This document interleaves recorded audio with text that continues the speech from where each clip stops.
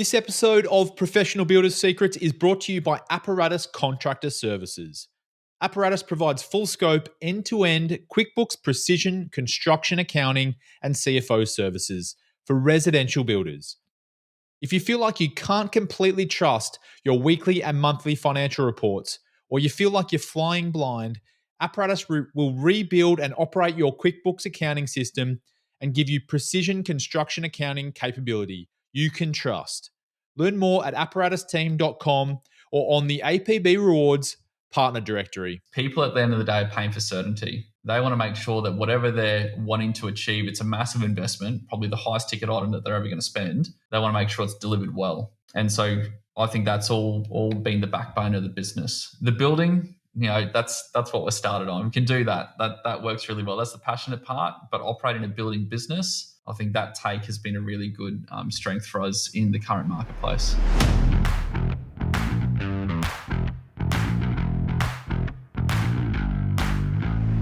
Welcome to Professional Builders Secrets, the podcast for building company owners wanting to grow safely and securely. I'm your host, Will Blunt, and today I'm joined by Tim Sayce from Kai Konstruct in Queensland, Australia.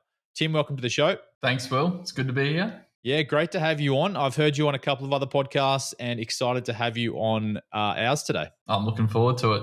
Cool. So do you want to start by just letting us know a little bit more about Kai Konstruct? How would you describe it to a stranger? So Kai Konstruct is a residential building company. We're based on the Gold Coast in beautiful Queensland, southeast Queensland, and we focus on new home construction in the Gold Coast and hinterland areas. The main people we help is time-poor professionals that have zero time, but they're looking for that professional team to deliver their project in the least amount of input from them, but for the biggest result for their project. So little input, biggest output. Makes sense. What type of homes are you building? Like what price point are these people working towards? Yeah, so our baseline price point starts around the 1.5 to 2 mil mark in the new home construction, leading all the way up to the 5 to 6 million project point. And it's definitely in the luxury bespoke space. And generally our clientele who have built one or two times before and they've had to live in a home and make it work for their family around the current home, they've now got this opportunity to build their ideal layout or their ideal lifestyle to either raise their family in or create this really inviting space if they're older so that all their family can come visit them and they can, create all those memories there as well. Because at the end of the day, what we're creating and what we're building with people is all around family and connection. And that's what it all boils down to. Yeah, I love that. You've actually done a phenomenal job of positioning yourself as a luxury custom home builder on your website from all your branding and messaging and everything like that. So I want to dive into that a little bit later in the podcast episode to understand some of the decisions you made there. But to kickstart a little bit further and dive deeper into what your business does, can you just explain your unique strengths and how you've positioned yourself in the market to be able to deliver those homes? Yeah, it's definitely. I think the core base of Kai Konstruct has been really defined about the clientele that we work for and that we work with. And so that whole entire structure of our company has been in a way where it's done in a much larger scale operationally. Doesn't mean lots of people, but just how we approach every task or challenge or problem that we're going either on-site or off-site. And I say to the team, if we were to solve this problem, but we had 100 of that same problem, what would we have to have in place as a business to effectively deal with that? So we may never deal with the volume, but then we're looking ahead of what's the best tool to implement within the business. So by that I mean, if, for example, project management software, it was never a thing 10 years ago sort of thing, but now it's if you don't have it, you can't really operate efficiently. And so that was the biggest.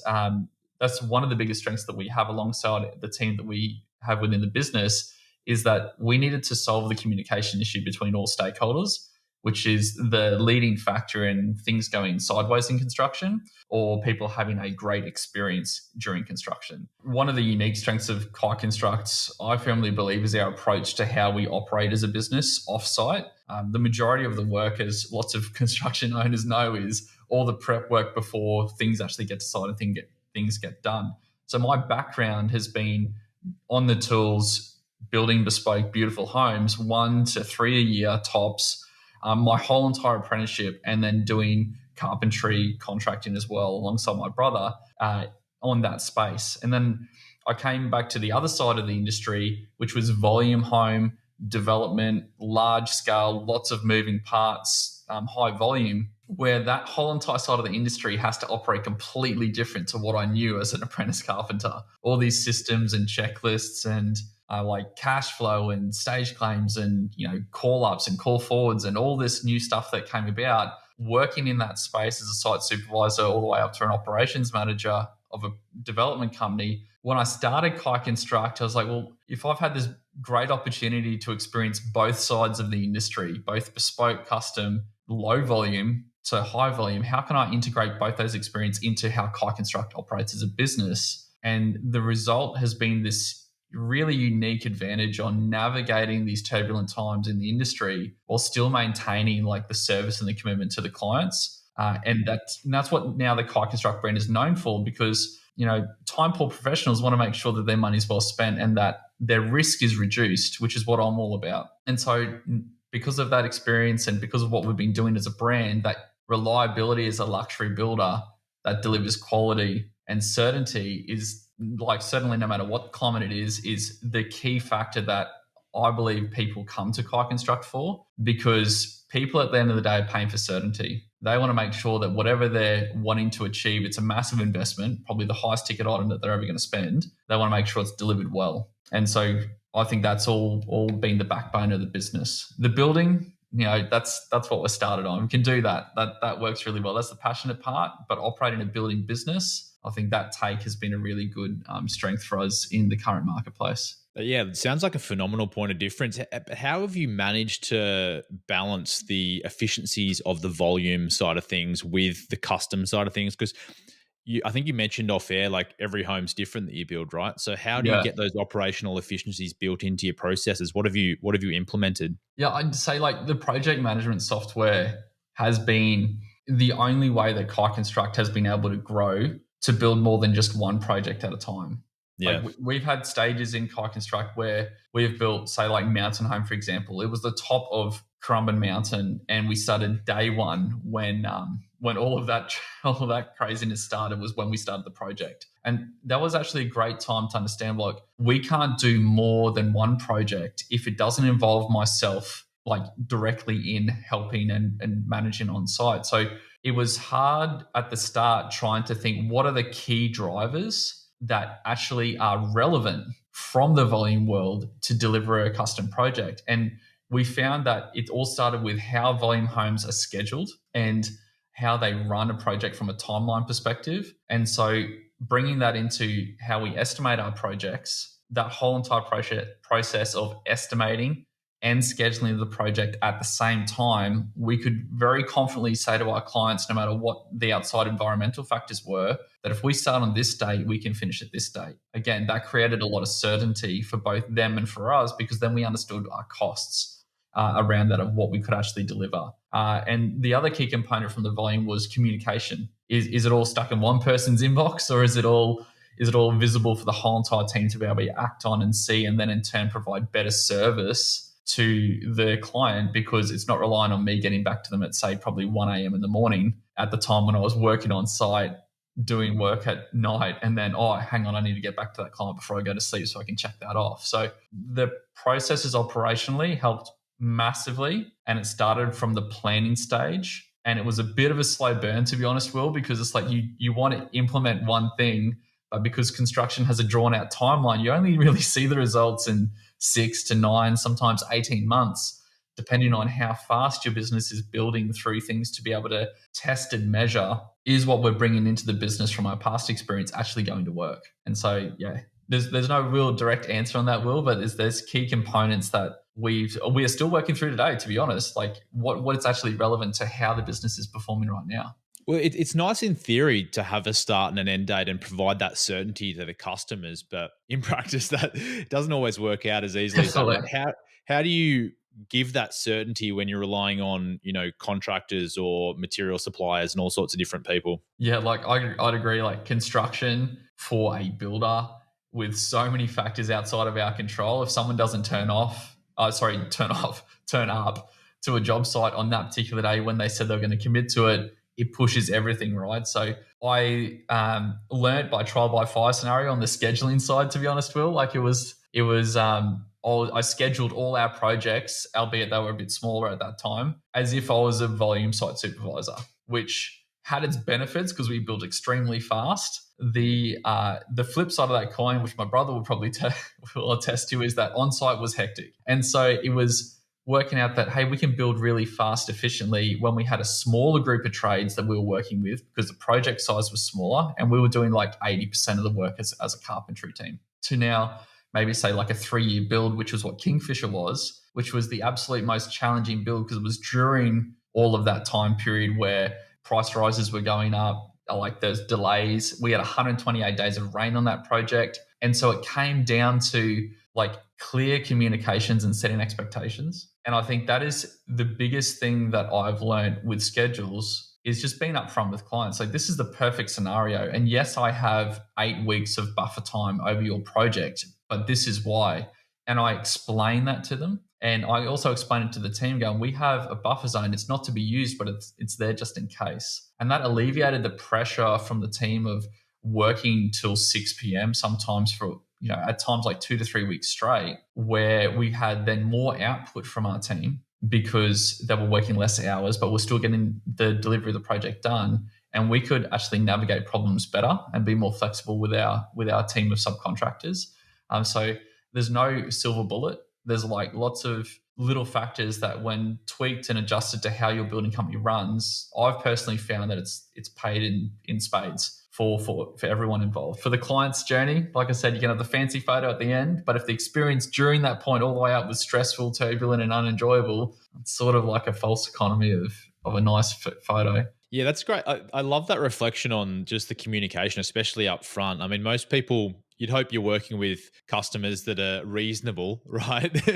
So if you're working with the right customers and you're upfront with them about why you have the buffer time, all that kind of stuff, I mean, it just makes a lot of sense that therefore you can ideally meet the schedule, but also if you don't, then you've communicated that effectively with the client. And it's been upfront and honest. And I was actually scared the first few years of my business to even say that, because I'm like, does that mean they're not going to sign up with me and I'm going to have a massive cash flow issue as you grow in your business? Like, because I was confident in what we could do, like the skill set, like no worries, we can build that. But I wasn't confident as a business owner at that stage of growth to go, well, this is why. Like, I knew why, but I didn't know how to convey that to them. And sometimes that can be like, it can backfire really badly. We haven't had that experience to that point, but I can imagine how, building for the wrong client, or not really the wrong client, the client that isn't aligned for how you like to run your business. And that really comes back to, well, who are you attracting into your business? And then what does your brand represent? And so it's this, again, it's a long spool of time to actually work all that out. That's a perfect lead into our discussion about your brand, actually. So thanks for doing that. But before we dive into that, what project management software are you using? Because I'm sure there's plenty of people thinking about that right now. Yeah, definitely. So I've been through a number of them. And right now we are with Buildertrend, and we've been running Buildertrend for 3 years. Mm-hmm. And we use 98% of every single feature that we can on it. Wow. And that's a lot, because there's a lot of features. There is a lot of features, and we've had some great feedback from Buildertrend, and by no means at all, it's not all done by me.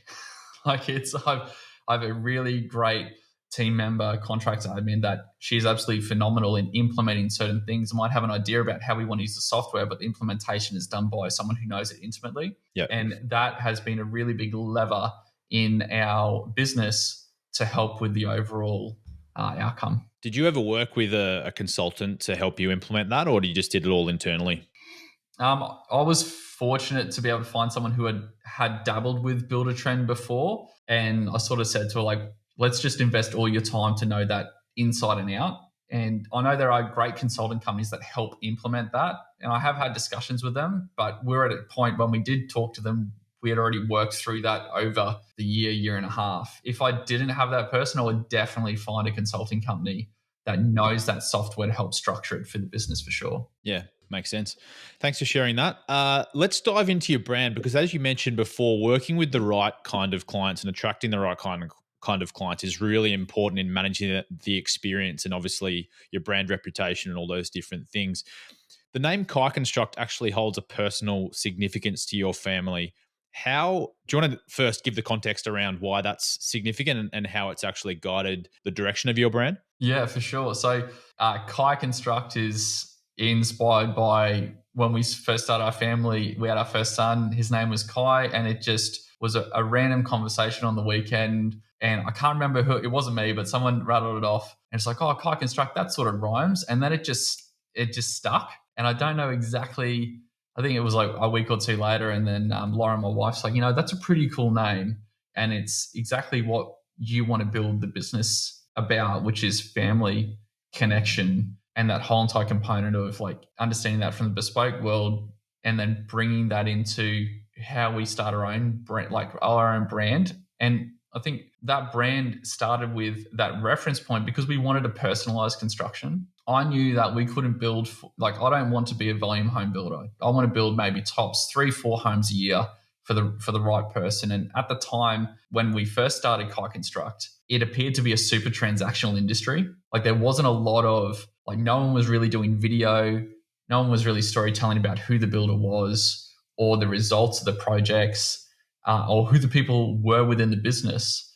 And we were fortunate early on to find and align with a great media company that understood what we had in our heads trying to convey, but couldn't visually get that out there. And we wanted to convey that and then amplify that into the marketplace so that the people that we were attracting into the business, which comes into your point earlier, Will, about, who are you building with and that value alignment, we found great results in, like, we were working with people that we enjoyed being around. There are a number of clients that we are good friends with today that have been a result of them finding our business and just instantly clicking, going, actually, those that we get where they're coming from and we like their values of that. And so it wasn't intentional, but that whole entire brand has just organically built from the direction that we hold personally, Lauren and myself, on how we live. And that's transformed through to building the brand of what Kai Construct is known today. Interesting that you said it kind of wasn't intentional, because my next question was around from my perspective, looking at your website, watching the videos and how it builds this perfect story about the type of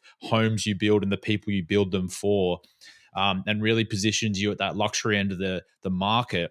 It looks so deliberate to me. And that I wanted to ask how you made those decisions to represent your brand in that way online. I'd say, like, it wasn't intentional at the start of Kai Construct, but I know now, being 7 years in, we've had a lot of learnings around as we've been growing. There's, in any business, you're like, well, what's my direction now? And it's sometimes good to come back to like the branding and the ground zero of your business, of like, you've built for 3 or 4 years, and then we sat down and go, is this something that are we on the right direction?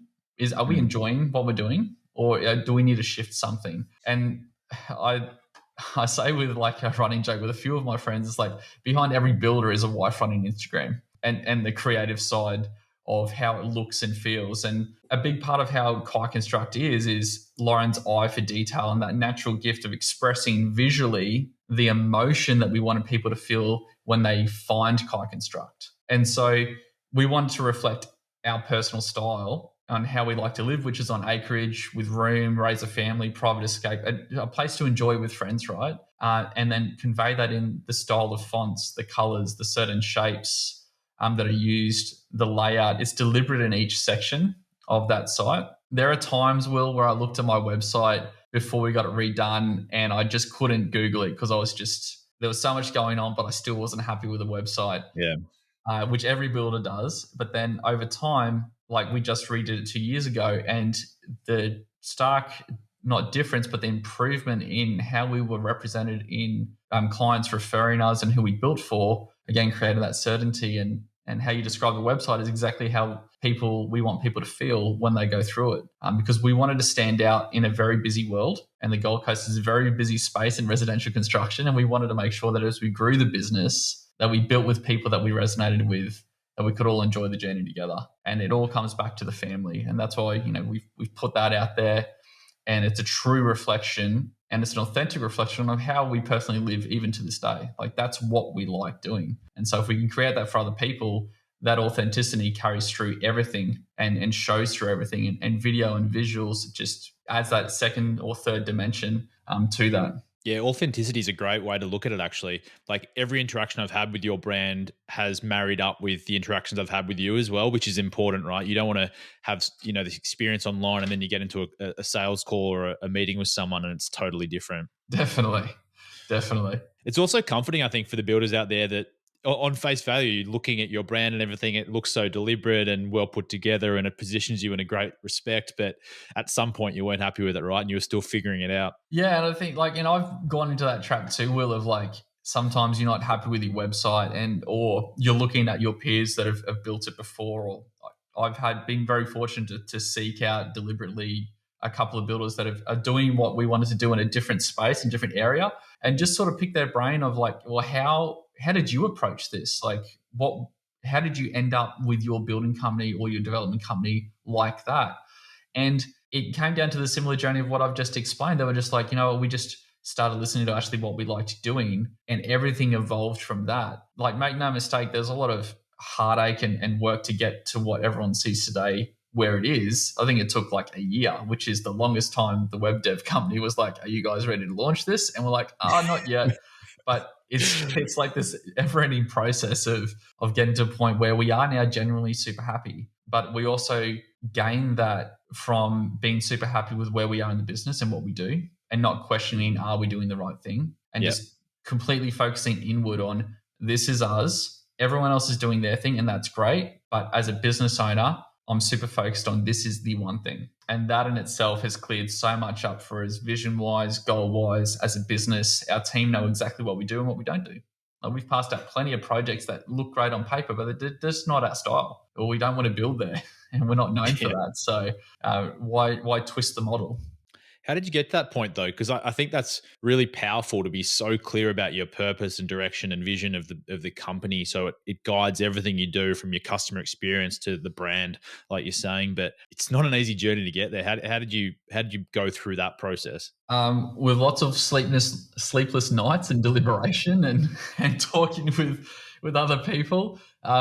It's sometimes super confronting. I remember when the first project I said no to, the spreadsheet and cash flow was like, you should definitely say yes to this. But the type of client and the build, my gut feeling was like, this doesn't align with the brand. Like, are we really going to enjoy the next year and a half building this together? And the honest answer was no. And I remember saying to Lauren, like, I'm going to pass this project up. I know, believe that we can get what we want, growth-wise for the business and to support the team and all the other mechanics that are just part of business, right? But it's like, I don't want to not enjoy driving up to that job site and just wishing that it was handing over. And I've been there before, early on, where you're just taking all of those projects, and when you're doing it at scale and it's like a 2-year build and there's lots of money and lots of other stakeholders, either architects or interior designers, do you really want to put yourself in that position? And the honest answer is no when you think about it. Yeah. And so it was a really hard step, just being completely honest. It was super hard to actually make that happen.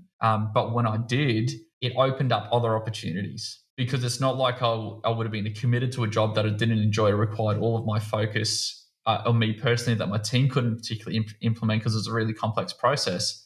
But then I would have lost a year and a half of building the brand or marketing or talking to people that we would thoroughly enjoy building with. And so it's like 2 steps back for 2 steps back, 3 steps forward sort of analogy. And everyone's heard that, but it's so true in different ways. And it was challenging. Am I glad I did it? Yes, because everything we build now, and it's the majority in the hinterland, to be honest, it's not from the highway to the beach, it's the highway into the hinterland. It's great.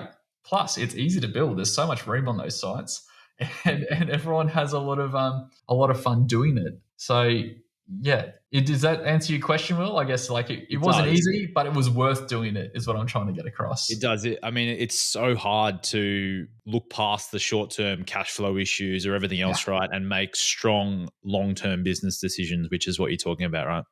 And sometimes those decisions can't be made while you're trying to grow the business at the same time. And we've had times where I'm like, I just want to keep ramping up the whole entire amount of projects and type of projects. But the reality is, it's like, well, just slow it down a bit. Don't grow the team as much, or don't stretch and buy that massive office space that you need initially, and just bed down what you like doing. And then let your project and your workflow help scale the business. And I think everyone's in this rush to grow the biggest business. And I found that the level and section of where Kai Konstruct is now is not only the most rewarding, but also the most profitable and also the most win-win scenario for both client and for us. And that's also knowing what you're happy to build, because we're raising a family now. We've got another little girl who's 1, and I know you've just started your family too. Well, so like your priorities change as a business owner or whatever situation you're in, to be able to actually have that flexibility in time. And so sometimes when you're growing your business, your family side of life can get out of balance. And so now we're at a stage where we've put in a lot of hard work to get where we are, and it's still a lot of work to maintain it, but it's just bringing that equilibrium in business, which is challenging. You made a good point. It's not in the best interest of the clients if you're not doing the type of work you want to do for them and that align with your systems and everything, right? Definitely. Like if you're not passionate about building it and it's just a chore, your client's going to pick up on that. Yeah. And a number of times, like almost every single time at handover, the client say to us, we love this house even more because the people that built it cared about it. You were so passionate the whole entire way through. Your team loved building it. They're always smiling. That's why I'm a big fan of having our carpentry team in-house, because they're a direct reflection of your brand that your clients see every single time they come and visit their job site. And so what is it, that intrinsic value they call it, of like it far surpasses the value of money or that's transacted. It's all the emotional stuff which comes back to brand and how people feel when they find us. How do people feel when they build with us? And how do people feel once they've moved into their home and they don't have any maintenance or defect issues or anything like that? They can just enjoy their home because we've made it true turnkey ready. And so that needs to be consistent all the way through. Yeah, that feeling that the client gets when you do the handover is, to your point, there's no silver bullet. There's no one thing that created that experience. It's micro engagements. There's thousands of micro engagements in there. The carpenters, everything that happens throughout that build process gives them that final feeling. 100%. And I've made a big focus point and effort that if someone calls the office or someone has an interaction with one of the team on site, that the same response of energetic politeness, professionalism is conveyed not just from me, because as a builder and a business owner, I'm not on site as much as I would like, and I'm not building as much as I would like, but does the client feel and have the same interaction with my apprentice as they do with me? And if we can make that consistent throughout the brand, then that's a win for the client, because they have certainty from the initial conversation with me and all of that prelim design and that whole entire process, given the scale of projects, to then know that the apprentice knows why that wall is there for Rex the dog in the laundry, because we wanted to create that, because we do the whole entire handover process with our on-site team. So the disjointedness that clients feel when they feel some person doesn't know what's going on, I experienced in volume, because you had a salesperson selling the dream, and then we had to build a set of plans and no one was talking to each other.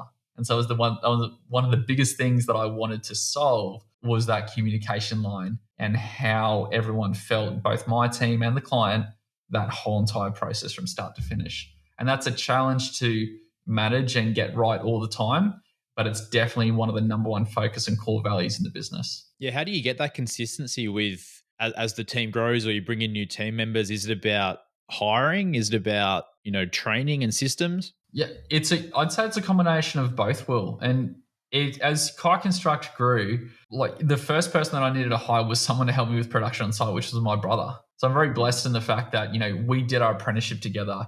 We worked together as carpenters for 7 years. So we don't actually talk much, but we build the exact same, if that makes sense, on site.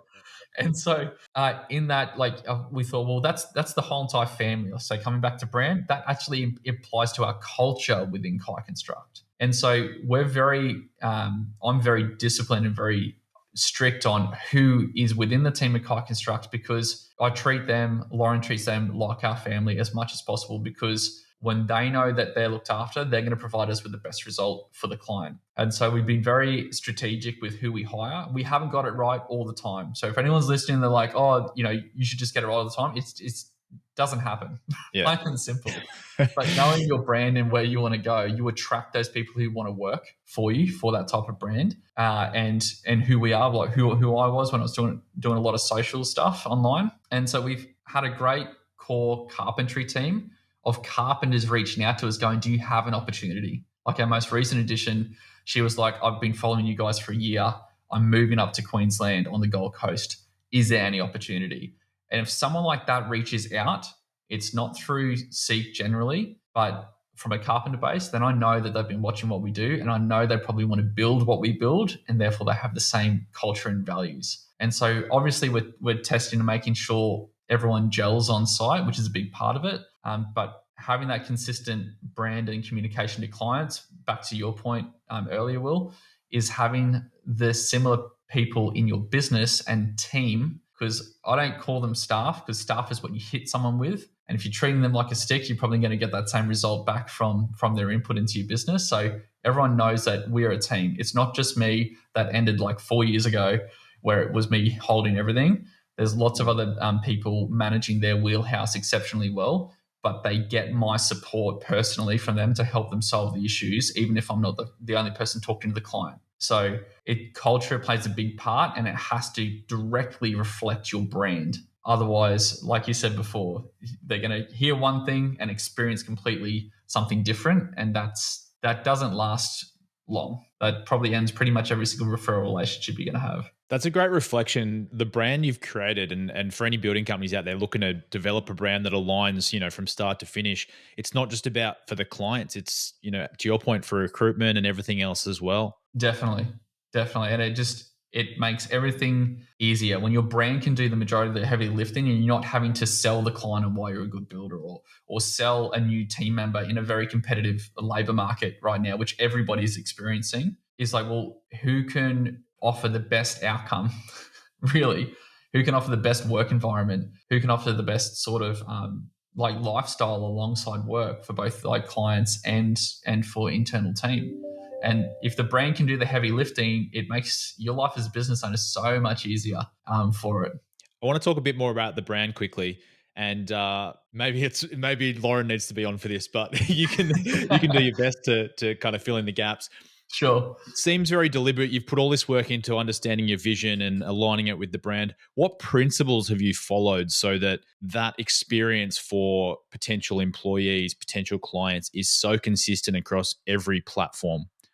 From a consistency point on platforms, it has been a lot of work, and it's also the one percenters. So the type of messaging that's used on the website is deliberately worded on our Instagram, even the posts, even how I present some, like, say, stories on Instagram about informing people. It all comes back to our core values, which is really easy to do when you're authentic about it. Like, I know we're coming to like sort of full circle here, but the principle is like, it's pretty much how Lauren and I would like to engage a builder if we weren't builders. That's essentially the lens that we're looking at it. And so our vision was to go for luxury family forever homes in the hinterland to developing properties that people might want to buy and build, like when it comes to like the line with the company's vision and how it's deliberately done. It all stems back to what's the overall outcome? How do we want people to feel when they interact with us? And the pages of the website and any content, any emails that get sent out to people all speak the same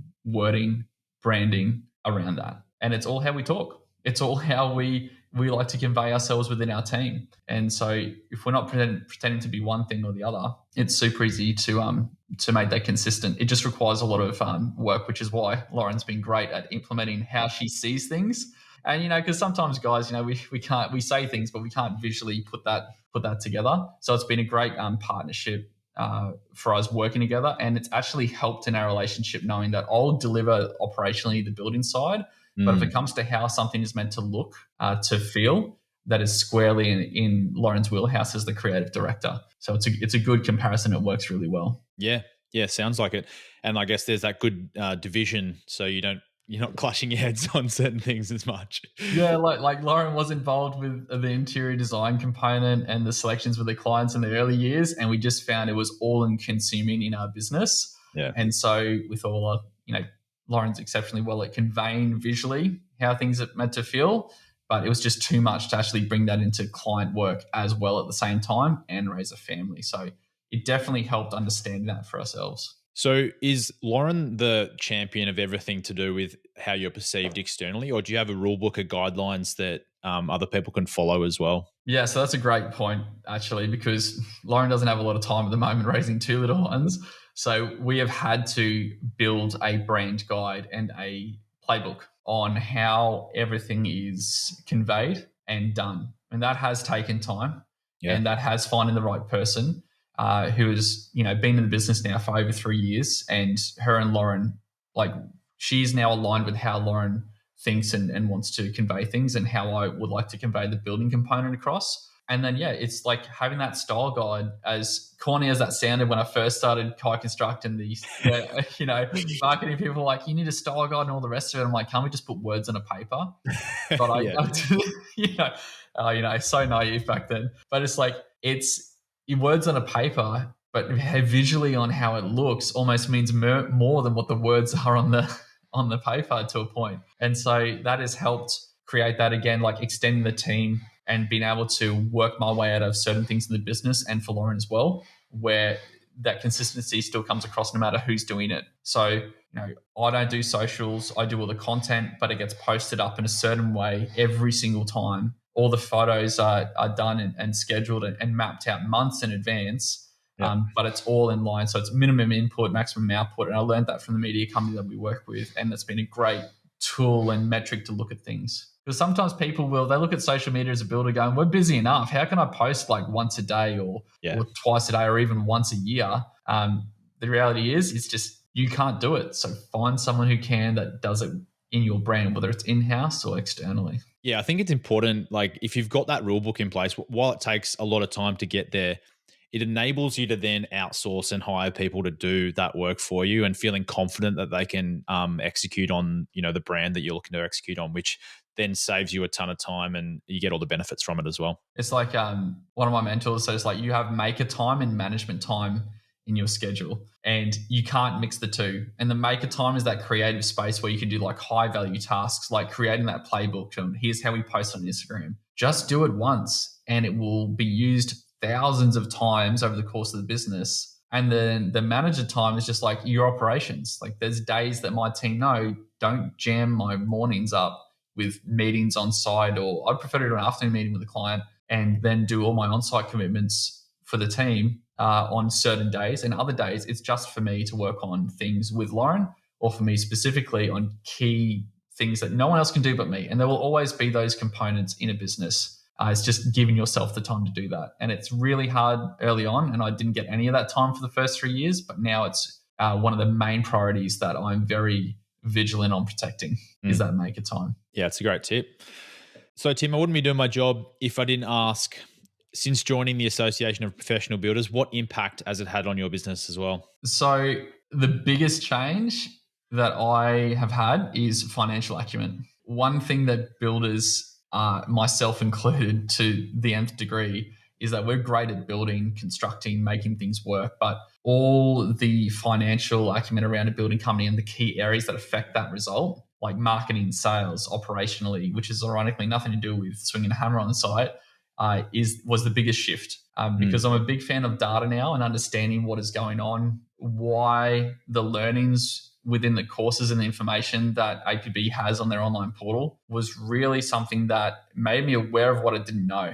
And that was a little bit scary to start with, going, there's so many other factors to business that we're not taught as carpenters, being a tool-based builder, but it makes you aware of it and also how to implement it. And I wanted to fast track that further. So I got some personal coaching along the way to ensure I was focusing on the right areas out of all of that content that is available, to focus on the specific areas of my business and do it in a really strategic way. That now, like, the biggest takeaway is I have structure in my business. Like, my team can act on things process-wise. I have clarity where I am within Kai Konstruct and what we're going, and then what we need to do to reach the next goal point. And more importantly, how to stage that out, because it can't all happen at once, right? So, like, all of knowing what is going on means I can actually switch off and be present with my family outside of the business, which is ultimately why I'm doing this in the first place, which is why every single builder is doing it in the first place. And for so many years, I was unable to switch off because I just didn't know what was going on in my business. And having that information along lots of other areas as well has helped me get to a point where I can be a lot more present than what I was, which in turn helps you reset and become a better business owner in all the areas that you need to be, as well as be a better father, be a better partner, and enjoy life rather than feel like you're always behind the eight ball. And so that's been the biggest change for me. That's awesome. Thanks for sharing that. I mean, that financial acumen piece is so important because it's kind of scary to dive in and understand your numbers if you're not fully across them, because you don't know what's going to be there, what kind of what surprises might be there. But it's actually scarier if you don't, because in the long term, to your point, it's always a stressful point. You're not confident in making decisions in where you can invest your money and all that kind of stuff, right? And then once you get that locked and loaded, you can, to your point, start to create space to do other things, and then that improves your life and everything from there. Definitely, it all perpetuates from there. Amazing. Well, Tim, this has been a really enjoyable interview, I must say. I could probably talk to you a couple more hours because everything you're doing really aligns with the way I think about building companies and the way APB talks about it as well. So I appreciate you coming on and sharing so much. There's been a ton of value there.